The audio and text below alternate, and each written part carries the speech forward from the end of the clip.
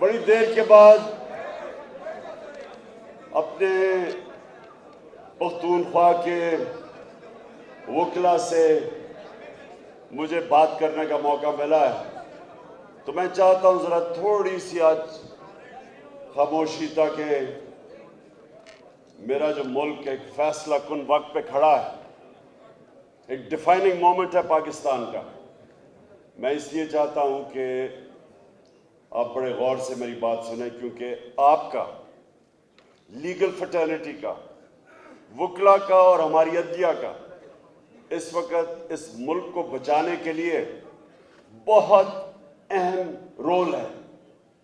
और इसलिए मैं आज आपके पास ख़ास तौर पे आया, क्योंकि मैं चाहता हूं कि आपने सबको, जो मैं अभी आपके सामने बातें करूंगा, आपने इसको जिहाद समझना है, क्योंकि ये जंग है आपकी, इस कौम की हकीकी आज़ादी की। हमने इस वक्त सही माने में इस वक्त का मुकाबला ना किया जो हमारे ऊपर बैरूनी साजिश के तहत जो हमारे ऊपर आ गया है।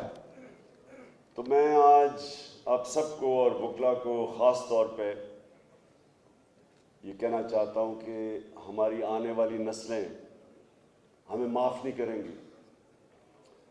अल्लाह हमें जज करेगा कि जिसको भी जो अल्लाह देता है उसी के ऊपर आपका इम्तिहान होगा। एक गरीब आदमी का, एक जो कि सिर्फ सारा दिन कमा के अपने बीवी बच्चों के पेट पालता है, उसका बड़ा हमारे मुकाबले में कम इम्तिहान है। जितना पैसे वाला आदमी होता है उसका ज़्यादा इम्तिहान है। और इस मुल्क में जज और हमारे वकला का, जिधर आज पाकिस्तान खड़ा है, आपका बहुत बड़ा इम्तिहान होगा। तो मैं इसलिए आज आपके पास आया था कि आपको पहले तो आगाह करूं। ज़्यादातर आपको अंदाज़ा है कि क्या किधर पाकिस्तान खड़ा है, लेकिन मैं सिर्फ आपको शुरू इधर से करता हूं कि मैंने 18 साल की उम्र में मैं इंग्लैंड गया क्रिकेट खेलने के लिए। फिर मैंने पढ़ाई की, फिर यूनिवर्सिटी की, और फिर मैं वहाँ प्रोफेशनल क्रिकेट खेलता था। गर्मियाँ उधर गुजारता था, सर्दियाँ पाकिस्तान। तो मैंने उनका सिस्टम बड़े करीब से देखा। और हमारा ये जो सिस्टम बनाया गया है, जो हमने अपना सिस्टम अंग्रेज़ों से अपनाया, जब हमने ग़ुलामी की पाकिस्तान में तो 100 साल ग़ुलामी थी, हिंदुस्तान में 200 साल ग़ुलामी थी। तो वो अपना निज़ाम छोड़ के चले गए। उस निज़ाम को मैंने बड़े करीब से देखा। तो उनका जो सिस्टम है, ये आपने बड़े मेरे गौर से बात सुनी। उनका जो डेमोक्रेटिक सिस्टम है और उसको सपोर्ट करता है उनका जुडिशल सिस्टम, उसकी बुनियाद एक है, और वो है इखलाकियात, मोरालिटी। जो उनकी जमहूरियत है उसकी बुनियाद रखी हुई है मोरालिटी के ऊपर। वो एक पार्लियामेंट के पास कोई ताकत नहीं होती, कोई फौज नहीं होती, उनके पास इखलाकियात होती है। और जब एक डेमोक्रेसी अपनी इखलाकियात खो बैठती है, तो हमने अपने माजी में देखा कि जैसी फौज टेक ओवर करती थी, एक जमहूरी हुकूमत को हटाती थी, तो लोग मिठाइयाँ बांटते थे, लोग सेलिब्रेट करते थे। क्यों करते थे? क्योंकि जो डेमोक्रेट्स थे उन्होंने अपनी जो इखलाकियत चाहिए जमहूरियत के लिए वो खो बैठते थे, पैसे बनाने शुरू हो जाते थे। सारी हुकूमतें जो पाकिस्तान में गई हैं वो करप्शन पे गई हैं। ये पहली दफ़ा है कि पाकिस्तान की एक डेमोक्रेटिक हुकूमत को हटाया गया है, करप्शन के ऊपर नहीं हटाया गया। उसकी इकोनॉमिक परफॉर्मेंस, आपको हैरत होगी ये सुन के कि पाकिस्तान के जो पिछले 2 साल है हमारी इकोनॉमिक परफॉर्मेंस, ये दुनिया हमारी तारीख में बड़े कम इस तरह के 2 साल है। 5.6% पिछले साल, और ये जो 2022 के साल पे 6% हमारी इकोनॉमिक ग्रोथ थी। ये हमारे बड़ी कम दफा हुआ है। हमने किसानों की जो मदद की पिछले 2 साल में, रिकॉर्ड हमारी फसलें हुई हैं, जो 4-5 फसलें जो हमारी मेन, वो रिकॉर्ड हुई हैं। हमारे मुल्क के अंदर टैक्स कलेक्शन, यानी जो मुल्क तो चलता है जितना आमदनी हो उसकी, रिकॉर्ड आमदनी हुई, रिकॉर्ड टैक्स कलेक्शन हुई। हमारा जो बैरूनी मुल्क से पैसा डॉलर्स आए, पाकिस्तान की तारीख में इतने डॉलर नहीं आए। और उसकी असल वजह हमें जो असल मसला पड़ा हुआ था, जो पिछले लोगों ने डॉलर्स के कर्जे लिए हुए थे, उनके ऊपर सूद देना था बाहर। और वो मुश्किल वक्त हम इस तरह बर्दाश्त कर गए कि बैरून मुल्क पाकिस्तानियों ने रिकॉर्ड रेमिटेंसेस भेजी। कभी पाकिस्तान की तारीख में इतना पैसा नहीं आया, और हमारी एक्सपोर्ट्स भी रिकॉर्ड हो गई।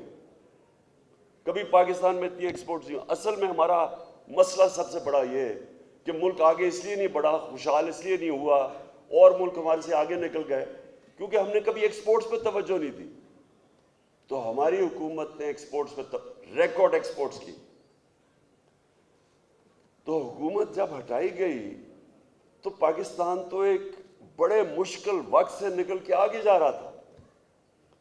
जो कोरोना, एक सदी में एक दफा इतना बड़ा बुरहान आता है जो कोरोना वायरस का आया सारी दुनिया में, तो पाकिस्तान तो वो मुल्क था जो 190 मुल्कों में गिना जाता है टॉप 5 मुल्क में जिन्होंने सबसे बेहतर कोरोना वायरस से डील किया।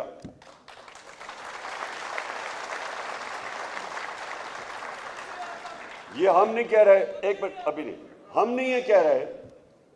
जो इकोनॉमिस्ट मैगजीन थी उसने जो इवैल्यूएशन की, उसमें उसने पाकिस्तान को टॉप 5 मुल्कों में रखा जिन्होंने अपने लोगों को कोरोना से भी बचाया, अपनी माइशत को भी बचा लिया, और फिर अपने गरीब लोगों को बचाया। और सारे बर्रे सगीर में कोरोना के बाद जिस मुल्क में सबसे ज्यादा रोजगार या एम्प्लॉयमेंट थी वो पाकिस्तान था। तो इस वक्त जाके साजिश के तहत हुकूमत कराई गई, और ये पहली दफा है पाकिस्तान की तारीख में कि जब एक हुकूमत को हटाया गया तो बजाय लोगों ने मिठाइयां बांटने के, कभी पाकिस्तान की पब्लिक इस तरह नहीं निकली सड़कों के ऊपर, कभी ऐसे पब्लिक नहीं निकली।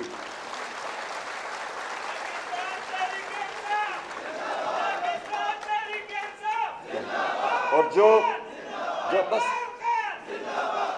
जो साजिश कर रहे थे, जितने खिलाड़ी वो मिलके जो साजिश करके हुकूमत को गिराया, वो खुद दंग रह गए, क्योंकि उनको ये बताया गया था कि जनाब यहां तो मिठाइयां बांटी जाएगी। पब्लिक निकली, अवाम सड़कों पे निकली, खुद निकली। तो मैं आपके पास इसलिए आज आया हूं कि देखें, एक हुकूमत के ऊपर साजिश होती है, जो मुरासला, जो साइफर, जो हमारा एम्बेसडर भेजता है वॉशिंगटन से हमें, जिसके अंदर वाज़े लिखा हुआ है कि वो अमेरिकी डोनाल्ड लू, उनका कोई अंडर सेक्रेटरी या स्टेट कुछ ऑफिशियल, धमकी देता है कि इमरान खान को अगर आप नहीं हटाओगे तो पाकिस्तान को मुश्किलात का सामना करना पड़ेगा।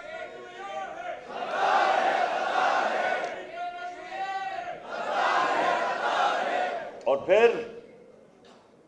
फिर कहता है कि अगर तुमने इसको हटा दिया नो कॉन्फिडेंस के तहत तो हम पाकिस्तान को माफ कर देंगे। तो ये मैं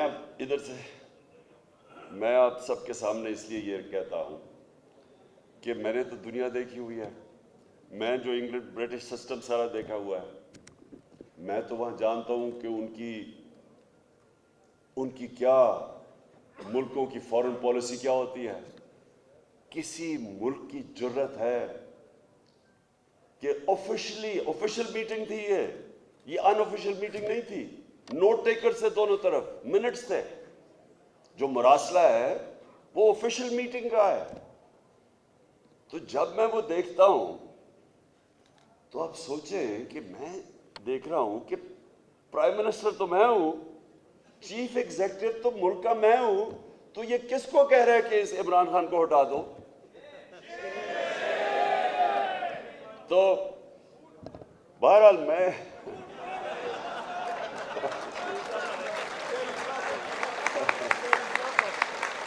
और जब वो ये कहता ना कि अगर आप इसको हटा दोगे तो सब माफ कर दिया जाएगा, तो मुझे इमीडिएटली पता चल गया कि वो माफ किसको करेंगे? चेरी ब्लॉसम को। क्योंकि चेरी ब्लॉसम ने तो वही करना है जो हमेशा यहां किया गया है। इस मुल्क में 75 साल की तारीख में 62 साल आधा मिलिट्री डिक्टेटर्स के हाथ में पाकिस्तान चला है और आधा ये दो खानदान के हाथ में। 62 साल, हमारा सिर्फ 3.5 साल थे। तो 3.5 साल में उनको क्या मसला बना? उनका मसला ये बना कि मैंने उनको कहा था कि हम दोस्ती सबसे करेंगे, हम अमन में आपके साथ हमेशा होंगे, लेकिन हम कभी जंग में आपका साथ नहीं देंगे। और वो क्यों? क्योंकि आपको पख्तूनख्वा को सबसे ज्यादा पता है कि जब हमने अमेरिकनों की जंग में शिरकत करके और सबसे ज्यादा जो तबाही हुई वो पख्तूनख्वा और खास तौर पे कबायली इलाके में हुई, आपने सबसे ज्यादा उसका बोझ बर्दाश्त किया। पेशावर के अंदर लोग इस्लामाबाद जा रहे थे, या एक ही बिजनेस चल रही थी कि लोगों को अगवा करके पैसे बनाना। आपको सबको पता है कि क्या हो रहा था, बॉम्ब धमाके, सुसाइड अटैक्स। तो क्या वजह थी? क्यों हम इसमें शामिल हुए? मैं बार बार ये पूछता रहा कि ये हमारी जंग नहीं थी, 9/11 से हमारा क्या ताल्लुक था? लेकिन धमकी आई, तब भी जनरल मुशर्रफ को धमकी आई वहां से। रिचर्ड आर्मिटेज उनको कहता अंग्रेजी में, we will bomb you into stone age. हम आपको, अगर आपने हमारा ना मदद की तो हम आपसे ये कर देंगे। और मुझे ये भी अफसोस से कहना पड़ता है कि हमारा जो उस वक्त सरबरा था, उसमें इतनी जुर्रत नहीं थी खड़ा होने की और कह के मैं क्यों आपकी जंग में शामिल हूं, मेरी तो जिम्मेदारी मेरी कौम है। और यही मुझे जब इन्होंने एक दफा इंटरव्यू ने पूछा कि जी आगे अमेरिका को आप बेच देंगे, मैं क्यों बेच दूं उनको? मैं क्यों उनकी जंग में शामिल हूं? मुझे 22 करोड़ लोगों ने इलेक्ट किया है, मेरी जिम्मेदारी मेरी कौम है। 80,000 लोग हम आपकी जंग में मरवा बैठे हैं, हमारा लेना देना नहीं था। आपने शुक्रिया तक नहीं हमारा कहा, बल्कि अफगानिस्तान में जो शिकस्त हुई वो भी हमारे ऊपर डाल दी। तो मैं किसी से, ये याद रखे, मैं सारी दुनिया जानता हूं, मैं कोई किसी से जंग नहीं चाहता, हम किसी से बुरे ताल्लुकात नहीं चाहते, लेकिन हम किसी की गुलामी नहीं चाहते। और अब आपको पता चलना चाहिए कि गुलामी की आपको कितनी बड़ी कीमत उठानी पड़ी। पहले एक मिनट, अभी नहीं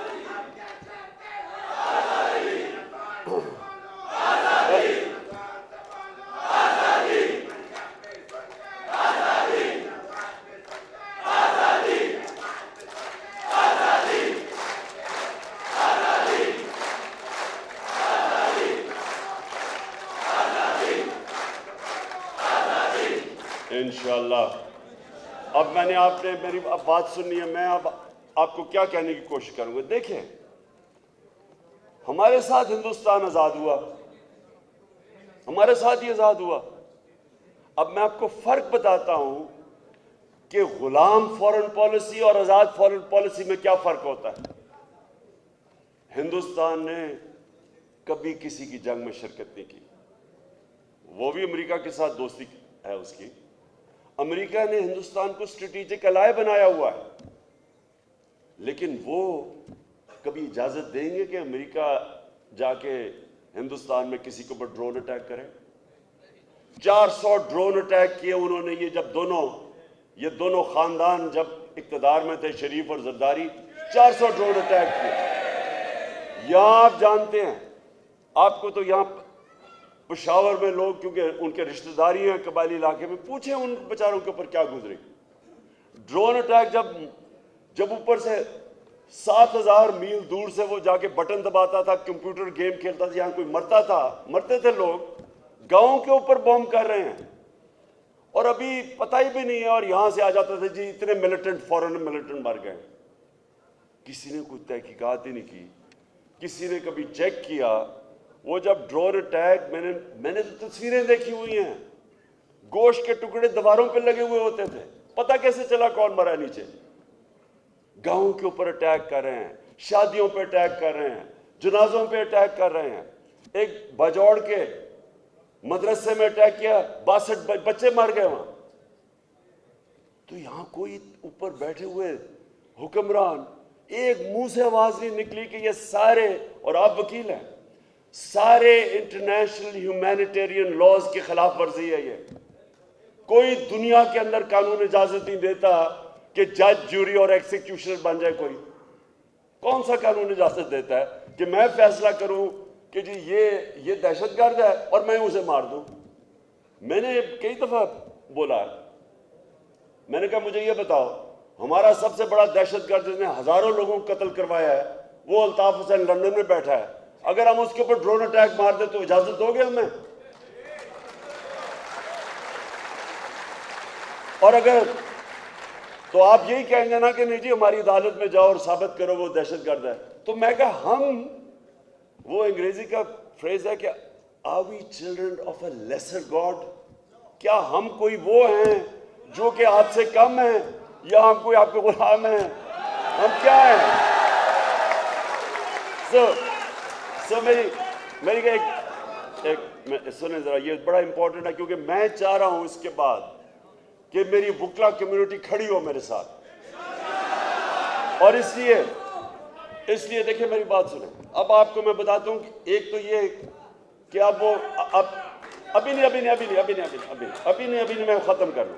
देखिए सुने मेरी बात, ये जरूरी है आपके लिए, क्योंकि मैं खास आपको पैगाम देने आया हूं, और फिर जो मैं अपना अगला लाएमल है उसकी तैयारी आपको करवाने आया हूं।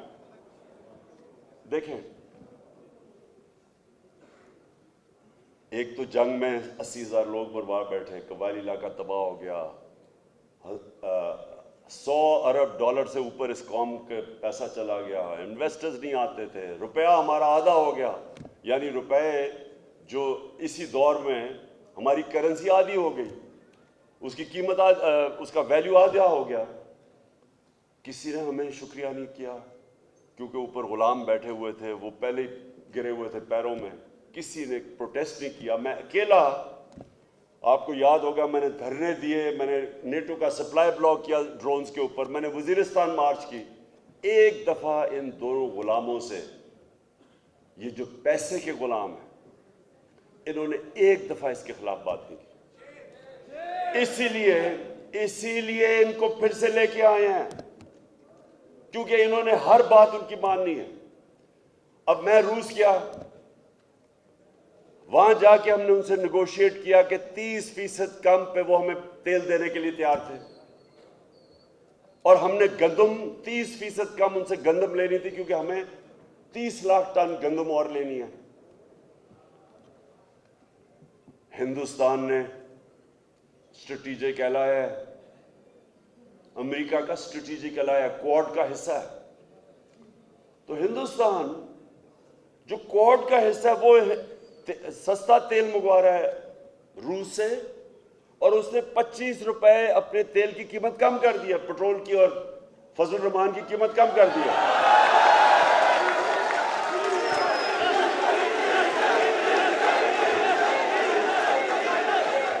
और हमने 30 रुपए डीजल और फजल की कीमत ऊपर कर दी है। अब खुद सोचे, ये है एक कौम को गुलामी का नुकसान। आप अपनी अवाम के लिए फैसले नहीं करते, आप किसी और को खुश करने के लिए फैसले करते हैं। इसलिए ये बड़ा जरूरी है आपके लिए कि आज आप एक डिफाइनिंग मोमेंट पे बैठे हैं। साजिश करके वो अपने लोग ऊपर लाके बैठा दिए हैं। अब वो ऊपर आके बैठे हैं, अवाम उनके साथ नहीं है।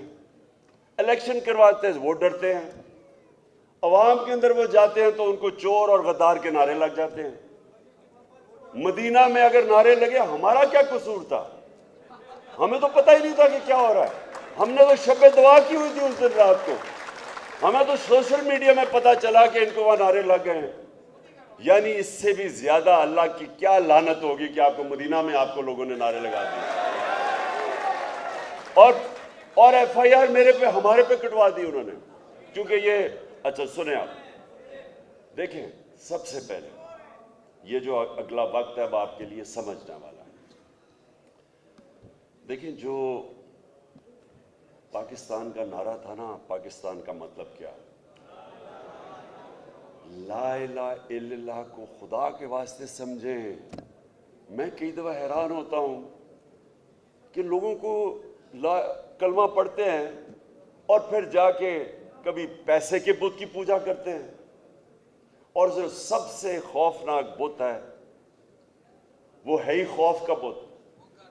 जब आप डर जाते हैं, जब आप किसी वजह से अपनी आज़ादी के लिए नहीं खड़े होते, जब आप अपना जी मेरा रिस्क ना चला जाए, ये बहुत बड़ा खौफ है, मेरी नौकरी ना चला जाए, नौकरी ना चला जाए, हम गुलामी करते रहते हैं, हम अपने ज़मीर को मार देते हैं, ज़मीर की आवाज़ नहीं सुनते कि जी मेरी नौकरी ना चली जाए।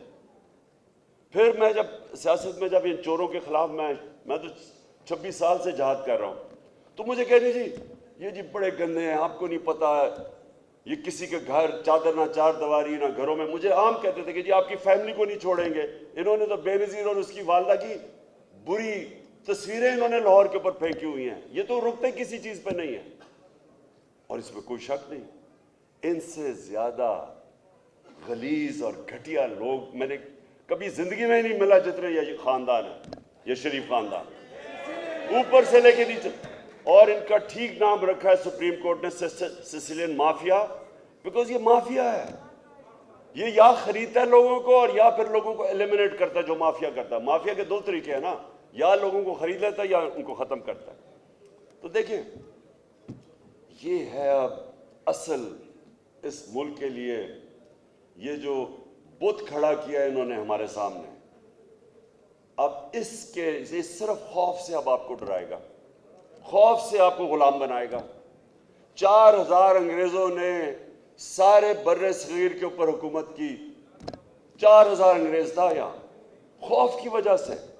उन्होंने जो 1857 के अंदर जब कौम खड़ी हुई आज़ादी के लिए, तो उन्होंने इतना जुल्म किया उनके ऊपर कि उस वक्त वो खौफ की वजह से बैठ गई। बड़ी देर लगी फिर खड़े होने में, तो और 100 साल गुलामी करनी पड़ी। ये भी खौफ का जो हथियार है आपके ऊपर इस्तेमाल किया जा रहा है। ये जो पीछे शॉट्स हैं लोगों के आप देख रहे हैं, मैंने आपके साथ वकला के साथ मैंने मुशर्रफ के जो वकला तहरीक, जो आज़ाद अदलिया की तहरीक थी, उसमें मैंने शिरकत की पूरी। मुझे जेल में भी डाला गया 8 दिन। मैं आपको यकीन से कहता हूं कि किसी वो करीब भी नहीं आती जो बर्बरियत इन्होंने किया, जो जुल्म इन्होंने किया है। मुशर्रफ की डिक्टेटरशिप में जब वो तहरीक चल रही थी, मैंने नहीं ये देखा, ये जो इन्होंने किया है। और जिस तरह इन्होंने घरों में औरतों से जो इन्होंने किया है, और चलिए आप औरत पुलिस को कहें कि औरतों से और औरतों को हैंडल करें, मर्द पुलिस वालों ने जाके औरतों से जिस तरह किया है, वो सारी अब तो आहिस्ता आहिस्ता हमारे पास मटेरियल आता जा रहा है। हमें तो शुरू में खुद नहीं पता था कि कोई भी इतना नीचा गिर सकता है। तो इन्होंने लोगों को मारा, टीयर गैस शेलिंग की, इन्होंने 35,000 टीयर गैस शेल्स इस्तेमाल किए। उनमें ऐसे शेल्स थे, और हमारे पास है वो शेल, जो कभी भी आप नहीं इस्तेमाल करते अपने शहरियों के ऊपर, वो दहशतगर्दों के ऊपर इस्तेमाल होते हैं। इन्होंने वो शेल इस्तेमाल किए। तो मैं आज महमूद खान ने जो बात की कि बिल्कुल उनको इनके ऊपर केस सुप्रीम कोर्ट में भी जाना चाहिए, केस करना चाहिए। ये एक तो ये राना सनाउल्लाह कातिल, क्योंकि इसने 22 कत्ल किए हुए हैं।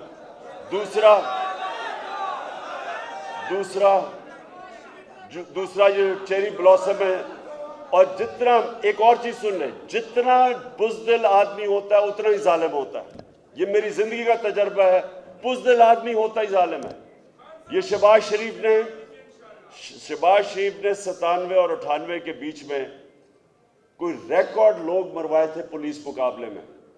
एक आबिद बॉक्सर था डीएसपी जो भागा हुआ था, उसने पूरी डिटेल्स दी है कि किस तरह ऑर्डर करता था पुलिस मुकाबले में लोगों को मारने का। ये जो ताकतवर देखता है उसके बूट पॉलिश करता है, और जो कमजोर होता है उसके ऊपर ये कुचल देता है। ये एक बुज़दिल आदमी की निशानी है। और फिर इसका जो बेटा है वो भी एक बिल्कुल इससे हमजा कुकड़ी दुगनी हो गई, मुर्गी की कीमत ही दुगनी हो गई जिस दिन से ये आया, क्योंकि कुकड़ी बिजनेस में। तो देखें हमने आप क्या करना है सबसे पहले। अच्छा, और आखिर में जो मैं उसके बाद लायमल बताता हूं, एक हमारे नबी सल्लल्लाहु अलैहि वसल्लम ने जो कहा आप वुकला कम्युनिटी के लिए, तो वो सबसे इंपॉर्टेंट है। उन्होंने जो कहा कि तुम्हारे से पहले बड़ी कौमें तबाह हुई, जो ताकतवर जब जुर्म करता था, चोरी करता था, उसको पकड़ते नहीं थे और छोटे चोरों को पकड़ लेते थे। उन्होंने फिर कहा कि मेरी बेटी भी अगर जुर्म करेगी तो उसको सजा मिलेगी, यानी कानून के ऊपर कोई नहीं है। अब ये जो आप ज़हन में डाल लें कि जब तक रूल ऑफ लॉ नहीं है एक मुल्क आगे नहीं बढ़ सकता। मैं फिर से कहता हूं, मेरी उम्र इतनी है, मैं सारी दुनिया देखी हुई है। सिर्फ मेरी कंटेंशन ये है कि अमीर और गरीब मुल्कों में फर्क ही एक ही फर्क है, रूल ऑफ लॉ। जो मुल्क अपने ताकतवर मुजरमों को कानून के नीचे ले आता है वो खुशहाल हो जाता है। और जो मेरे नबी ने 1500 साल पहले तकरीबन कहा था कि जो कौम अपने ताकतवर लोगों को कानून के नीचे नहीं ला सकती वो तबाह हो जाती है। एक रिपोर्ट है आप सबके लिए, इंफॉर्मेशन के लिए, क्योंकि मैं वो सेक्रेटरी जनरल से मिला हुआ हूँ यूनाइटेड नेशंस के कई दफ़ा। उसने एक पैनल बनाई और बताया कि ये अमीर और गरीब मुल्कों के अंदर फासले क्यों बढ़ते जा रहे हैं, क्यों गरीब मुल्क गरीब होते जाते हैं, अमीर होते जा रहे हैं। उन्होंने 1 साल रिसर्च की और ये ज़रा गौर से सुने उनकी फाइंडिंग्स क्या थी। उन्होंने कहा कि गरीब मुल्कों से हर साल 1700 अरब रुपया उनकी एलीट, उनके सियासतदान, उनके वजीर आजम, उनके प्रेसिडेंट्स, उनके मिनिस्टर चोरी करके, मनी लॉन्ड्रिंग करके ऑफशोर अकाउंट्स और अमीर मुल्कों में भेजते हैं, लंदन जैसी जगहों में, जिस तरह इन्होंने बड़े बड़े घर लिए हुए हैं अरबों रुपए के। तो ये पाकिस्तान का सिर्फ मसला नहीं है, ये सारे गरीब मुल्कों का मसला है। वहां जरदारी और नवाज शरीफ खानदान बैठे हुए हैं जो पैसे चोरी करके बाहर लेके जाते हैं और कानून उनको नहीं पकड़ता। कानून सिर्फ वो जो छोटे चोर भरे हुए जेलों में उनको पकड़ता है, जो मेरे नबी सल्लल्लाहु अलैहि वसल्लम ने पहले से ही कह दिया था कि कौम आगे बड़ी तबाही की तरफ जाती है। आज आपके सामने ये जो मिसाल है कि शहबाज शरीफ को और हमजा शरीफ को सजा होने वाली थी FIA के केस में, 24 अरब रुपए की इन्होंने 16 अरब रुपए नौकरों के नाम पे पैसे इकट्ठे किए थे, जिधर मकसूद चपड़ासी के पास सिर्फ 4.25 अरब रुपए थे। 375 करोड़ रुपया एक चपड़ासी के नाम पे आए थे, जिसकी 15,000 रुपया तनख्वाह थी, चोरी का पैसा था। तो जब उसको सजा होने लगी वो उसको प्राइम मिनिस्टर बना दिया गया। तो मेरे वकला ये गौर से सुन लें, ये जो हुआ है हमारे मुल्क से, ये एटम बॉम्ब से ज्यादा तबाही है। क्योंकि अगर आपने सिर्फ गरीबों को जेलों में डालना है, गरीब की चोरी कितनी होगी, भैंस चोरी कर ली, मोटरसाइकिल ये कर लिया, वो क्या कितनी चोरी कर लोगे, वो ज्यादा से ज्यादा पैसे जमीन अपने घर के अंदर अपने बिस्तर के नीचे दबा देगा। लेकिन ये जो अरबों रुपए की चोरी है सीधे मुल्क से बाहर जाती है, क्योंकि मुल्क में पैसा नहीं छुपता, डॉलर लेके बाहर भेजते हैं, उसके ऊपर रुपए पे प्रेशर पड़ जाता है, आपकी करेंसी गिरती है, हर चीज महंगी होती है, गुर्बत आ जाती है। इसीलिए सारे मुल्क दुनिया में गरीब हैं, क्योंकि ताकतवर की चोरी वो नहीं रोक सकते। और जो अमीर मुल्क हैं, अब स्विट्जरलैंड में क्या है, मैं बार बार मिसाल स्विट्जरलैंड की क्यों देता हूं, मैं कई दफा गया हूं स्विट्जरलैंड। आप यकीन करें, उनके पास पहाड़ है और उनके पास कुछ नहीं है। मैं आपको यकीन दिलाता हूं, क्योंकि मैं स्विट्जरलैंड भी गया हूं और मैं सारा अपना ये पख्तूनख्वा के और नॉर्दर्न एरियाज देखे हुए हैं। जो खूबसूरती इस अल्लाह ने इस मुल्क में पहाड़ों की खूबसूरती दी है, मैंने दुनिया में नहीं कहीं देखी। लेकिन लेकिन लेकिन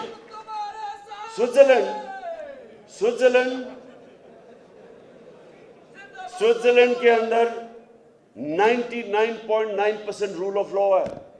जो रूल ऑफ लॉ इंडेक्स है, यानी कि कानून की बालादस्ती, वह 99.9% है।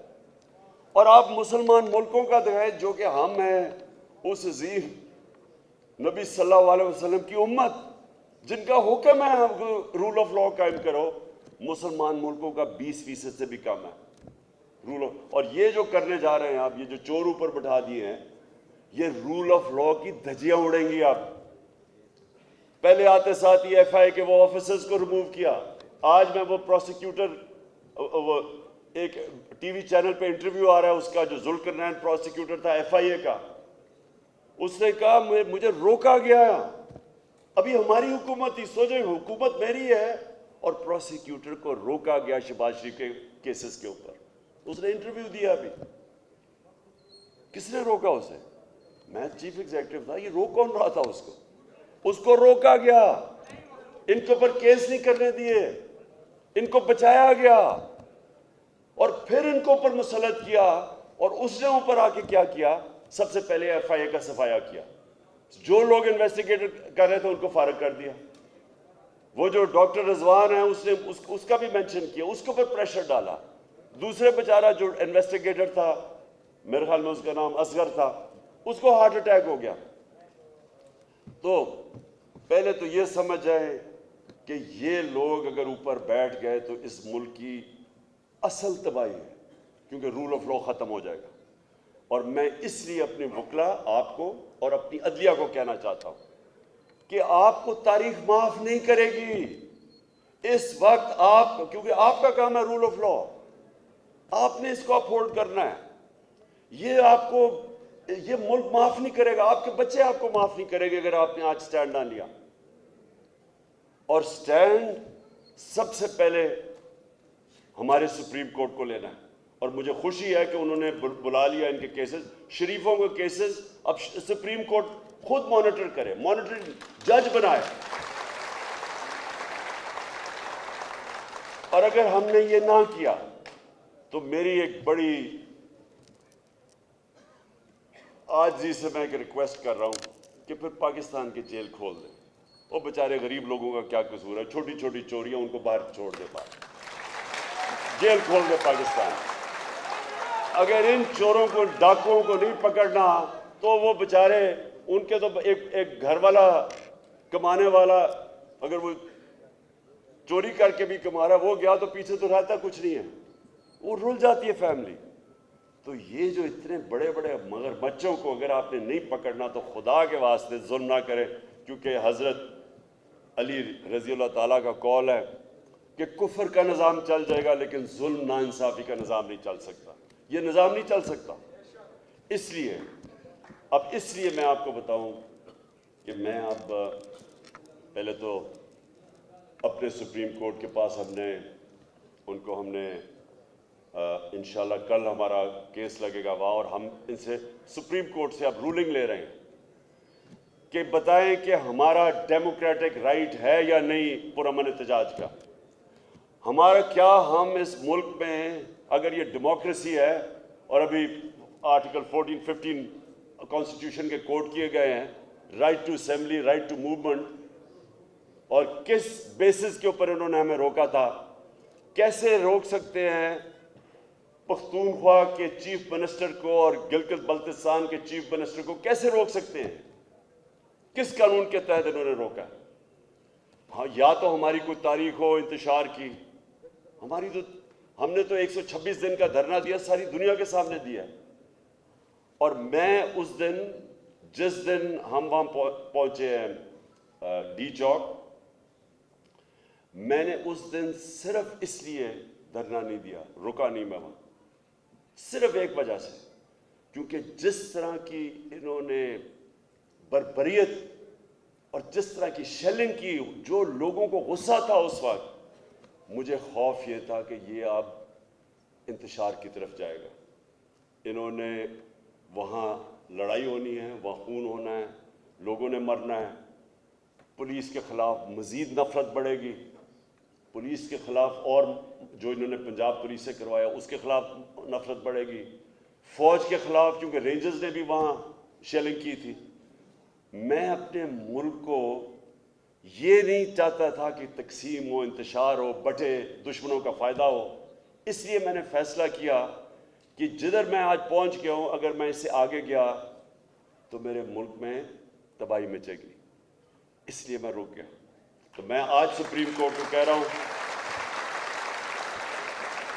कि हमें रूलिंग दें, आप हमें रूलिंग दें कि हमें बताएं कि इस मुल्क में किस बेसिस पे पहले हमें रोका गया और जो इंतशार किया गया, और आगे, क्योंकि मैंने डेट देनी है लोगों को कि आगे जब हम आएंगे तो हमें बताएं कि क्या सुप्रीम कोर्ट अलाउ करेगा इस तरह की अनडेमोक्रेटिक, बल्कि डिक्टेटरशिप में भी इतना जुल्म नहीं हुआ। अगर सुप्रीम कोर्ट हमें प्रोटेक्शन देता है तो वो एक हमारी स्ट्रैटेजी है। अगर वो नहीं प्रोटेक्शन देता, फिर मैं आज आप सबके सामने खड़ा होकर ये कह रहा हूं कि फिर मेरी दूसरी स्ट्रैटेजी होगी, और वो स्ट्रैटेजी होगी फिर कि जो भी ये रुकावटें पैदा करेंगे हम फिर प्लान करके जाएंगे। अभी तैयारी हमने की नहीं थी इस बारी तो हमने तैयारी नहीं की थी। हमें तो सुप्रीम कोर्ट की कोई 12 बजे के ऊपर एक जजमेंट आई कि जी रास्ते खुल गए हैं, छोड़ दो सबको।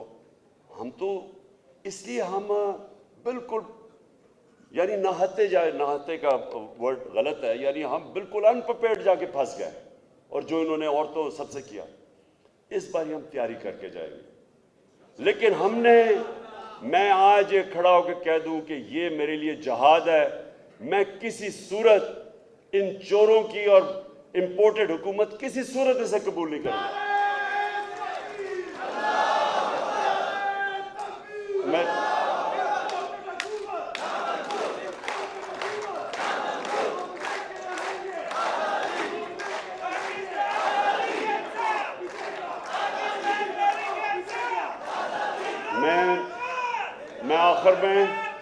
आखिर में मैं एक चीज़ ज़रूर कहना चाहता हूं कि जो इस वक्त हो रहा है लाहौर हाई कोर्ट में, जो पंजाब की हुकूमत में हो रहा है, मैं अपने अदालतों को कहता हूं कि ये बिल्कुल अनकॉन्स्टिट्यूशनल है।